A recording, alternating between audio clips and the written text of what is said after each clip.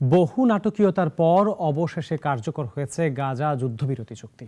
হামাসের পক্ষ থেকে সম্ভাব্য জিম্মিদের নামের তালিকা প্রকাশ করার পর যুদ্ধবিরতি কার্যকরের ঘোষণা দেয় নেতানিয়াহুর কার্যালয়। তবে এটি কার্যকর হওয়ার আগ মুহূর্তে বর্বর হামলা চালিয়ে 10 জনকে হত্যা করেছে দখলদার ইসরায়েল। ডেস্ক রিপোর্টে বিস্তারিত। প্রায় 3 ঘন্টা বিলম্বের পর ফিলিস্তিনের গাজায় কার্যকর হল বহু প্রতীক্ষিত যুদ্ধবিরতি। ইসরায়েলের প্রধানমন্ত্রীর কার্যালয়ের এমন ঘোষণার পর গাজার নিরাপত্তায় হাজারো ফিলিস্তিনি পুলিশ মোতায়েন করা হয়েছে।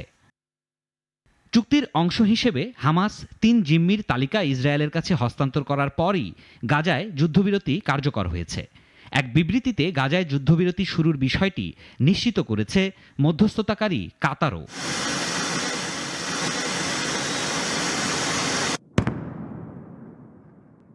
এদিকে এটি কার্যকর হওয়ার আগ মুহূর্তে গাজায় বর্বর হামলা চালিয়েছে দখলদার ইসরায়েল। হামলায় গাজা সিটিতে 6 জন, উত্তর গাজায় 3 এবং রাফায় 1 জন নিহত হয়েছেন। এসব ঘটনায় 25 জনেরও বেশি আহত হন। গাজায় স্থানীয় সময় সকাল 8:30টায় যুদ্ধবিরতি কার্যকর হওয়ার কথা ছিল, কিন্তু যথাসময়ে তা হয়নি।